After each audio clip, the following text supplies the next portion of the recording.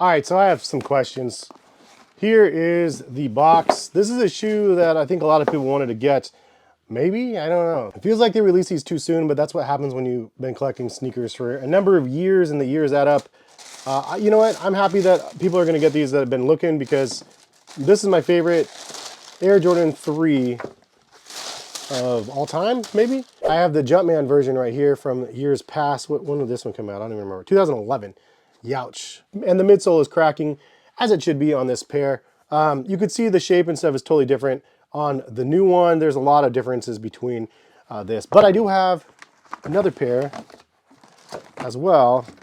Ooh, look at this. Is this the actual hang tag that came with this? That is a yellow. That is a very yellow hang tag. I don't remember it getting that yellow. And this was from 2017. Bros, am I getting that? It's just happening, dude. We're getting old as we can sit here and see it. This is the pair from 2017. So this was, I thought, a remastered version. This is the one with the Nike Air on the back. Now we have a new version that has a Nike Air on the back. Was it necessary, and did they do it justice or not? I think that is the big discussion, because a lot of people have been complaining about the quality of the new pair. Like, I've heard lots of different things, and I'm seeing lots of different things on this pair as well. So one thing that I'll note is I'm an old collector, but I'm not that old. Like, the original ones I never had when I was a kid. I always wanted them. My friends had them, and I, of course, wanted the Jordan 3, 4, 5s were like the ones I remember seeing for the very first time when I was little. And so, like, the original colorways of the Air Jordan 3, 4, 5s, they're always gonna like have a place for me because I'm of that like generation. But having not had the older pair, I can't look at these and go, oh yeah, they did this one right because the cut is right. You know, the collar height is right comparison. Like, at the end of the day, I was looking at kid versions of the shoes anyway, because everybody had kid versions back then anyway. So for me, that doesn't really do anything. But what I will notice is there are major differences between the shape of both of these shoes. And some people don't like them, and some people might like them. Like, the first thing I can see is the collar height is different. Like, the back tab does not go up high enough to cover the material. And I don't know if that's normal from the original ones or not. And I haven't watched any reviews. Full disclosure, I haven't watched any reviews of this shoe. I've only heard a little bit of chatter online, and that's it. So forgive me if I'm late to the boat on everything, but I did get a pair of them in, and I wanted to just show you guys what I had. So this is kind of like a real-time look side by side for me.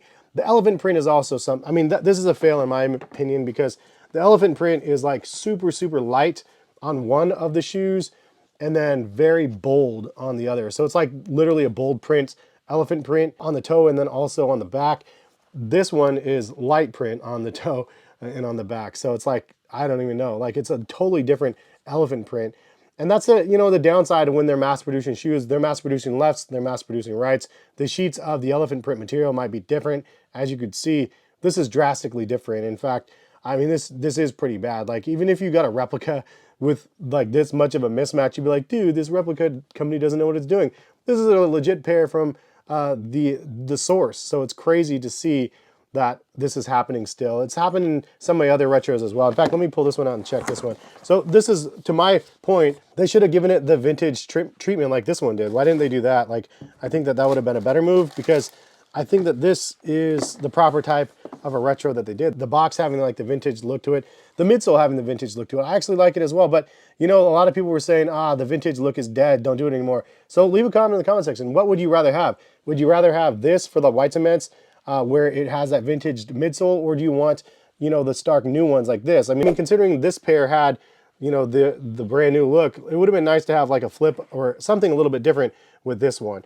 Now, I will tell you, side by side, the elephant print is kind of weird again. Like, looking at these even side by side, I mean, it's not as bold as this shoe, but it's kind of in between. It's literally like in between all these. It's weird. This one's like lighter and thinner. This one's thicker, but it's not as thick as this one. So yikes. Lots of confusion there with the elephant print. That being said, the other major difference between these and, the previous retros is the tongue height has not been even. And looking at these side by side, I mean, it's pretty obvious that this tongue is a little bit higher than this tongue. So the tongue height is not exactly even on both of them.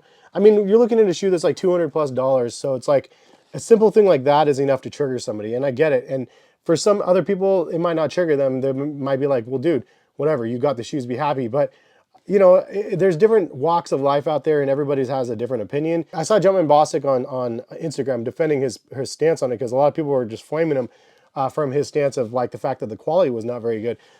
I mean, the dude just went to Beaverton. Like, I met Jumpman Bostic when he was in Beaverton.